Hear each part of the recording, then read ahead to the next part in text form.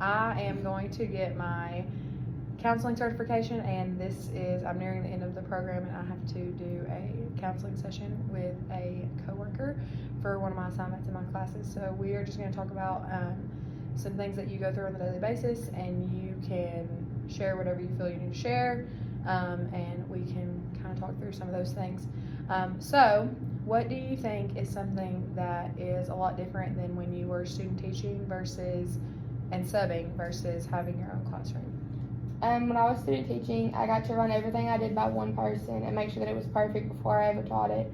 And now I don't really get that. Like, I can run it by my coworkers, but they don't have to make corrections like my mentor teacher did. And then, like, whenever I was subbing, like, everything was laid out for me and how they wanted it done. So it was all prepared for me, and it's not that way anymore. Like, it's all up to me to make my own stuff and get it all together. Okay. Do you feel like there was any part of your job that you weren't necessarily prepared for before coming in and having your own classroom? I was not prepared for some of the extreme behaviors that I would witness from my students, and I don't know that that was necessarily the admin's fault. I just think that college did not prepare me for them at all. And what grade are you teaching? 5th grade. 5th grade. How many students in your class would you classify as extreme behavior students? I have at least one per class, and I teach 3 classes a day. What skills and strategies do you try to use with those students to kind of give you and everyone in the class a better experience with them in there? If I can catch the breakdown before it happens, obviously, we try to pull them out of the hallway, or we try to talk them down from it. Deep breaths work a lot, and then a lot of times we'll do, like, if you work for 3 minutes, then we'll give you 2 minutes of free time. So just things like that we know won't send them over the edge. And then obviously if, like, they're talking to another student and the other student's making them mad, then separating them. Gotcha. What do you think is one of the biggest challenges within your own classroom that you have? It could be like daily basis things or things like long-term things. I came in mid-year, so it was really hard to get to know my students within the 3-day time period that I got. So I had 3 days to get to know them, and then I had to go straight into teaching them content. So I was still trying to get to know them whenever I had to go and teach them content. So it was hard to plan for their specific needs whenever I was trying to plan out my weeks. Gotcha. Do you feel like if you were able, because I know whenever they put the kids in your room, it was like random. Mm-hmm. Do you think if you would have been able to like connect with them somehow when you were subbing, if it would have made that easier? I did sub for a couple of them for 2 weeks straight, and I already knew them, so it was easier to connect with them. So yeah, I think so. So you think your relationship is stronger with the ones that with those, yes.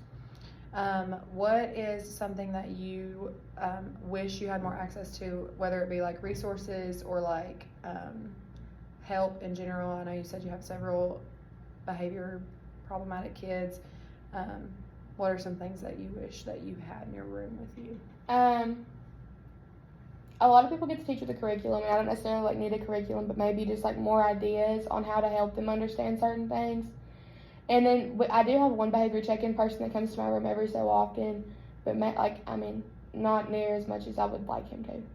So do you wish you had kind of like a collab teacher then? Yes and no. I do have ECE kids, but since I'm not a reading or math teacher, I don't get her in my room. So I do have to service those kids, and I was just not prepared to have to service them and keep the rest of my classroom under control at the same time. Yeah, I can agree with that too, because I teach science and taught social studies last year. So the ECE kids in here, I have to service them, and sometimes there's 5 to 7 of them in one room, so I can understand how that's difficult. Do you think that there is anything that our school counselors could do for you that could help you either be like making relationships, or maybe having like a certain signal for calming down for those kids who have issues? I do like that when we need them, we just fill out the form instead of having to call them so none of the other kids hear it. I think that they do a really good job of getting the students what I need them to. So as of right now, I think they're doing a great job, and I don't really need any extra help from them because a lot of it is just behavior. So I have to work a lot with our behavior interventionists. Gotcha. What would you say is your was your biggest misconception? Like before, something that you thought about teaching before, and then now that you're doing it, what is something that you think is like not right or wrong from what you thought? It's hard to like set structure in a classroom because I student taught with two people who had really good classroom management, and like a lot of it is like you just learn it over time. So it's hard to come in and like set the tone in your own classroom. But every other classroom I've been in has already had the tone set for them. Gotcha. I think too with which I'm young too, so I kind of struggle a little bit with being a little bit stricter than I should be stricter than I am, and I think that, like you said, that comes with time.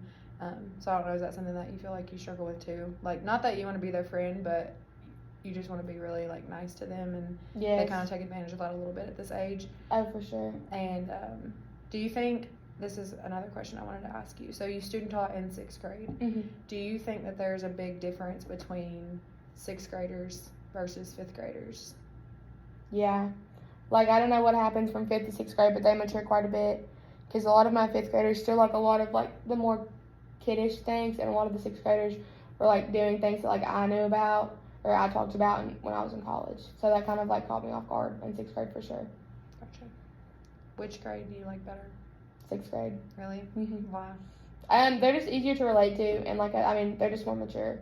Like a lot of the petty drama stops about the like they called me a name or they called me this or that, and it becomes like they have to understand what they say does matter to people, and they can't just get away with everything. And I think a lot of them like they're still like they're learning to be good people, but a lot of them are good people. Gotcha.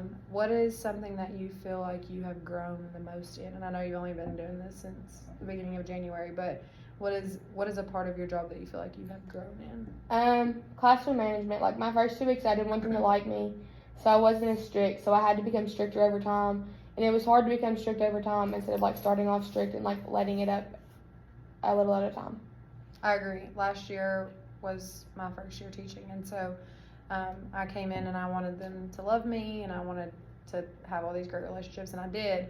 But as the year went on, I noticed that some things that they would do in here, they would never do next door with Miss York, because her classroom management is really good. And I think this year, whenever I started out a little bit more strict, it did help a lot with that, like setting the tone a little bit differently. Like they know I love them and that I want good things for them, but they also know that we don't play around in here. Like we are serious. If you could choose a subject to teach, what subject would you want to teach? I really like social studies right now, but I also really liked whenever I taught ELA with Miss York.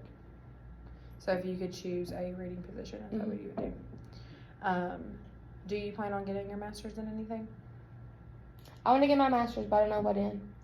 So that was actually one of the hardest things for me, was like to choose what to go into, because I feel like if your undergrad is in education, there's not really a whole lot of options if you want to continue like in education. So I felt like I was not meant to be like an administrator, like a principal or a assistant principal or something like that.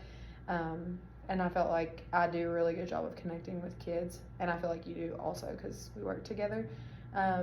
So maybe counseling may even be an option for you as well. But yeah, thank you for letting me interview. Do you have any other questions or anything? No, I don't. Okay.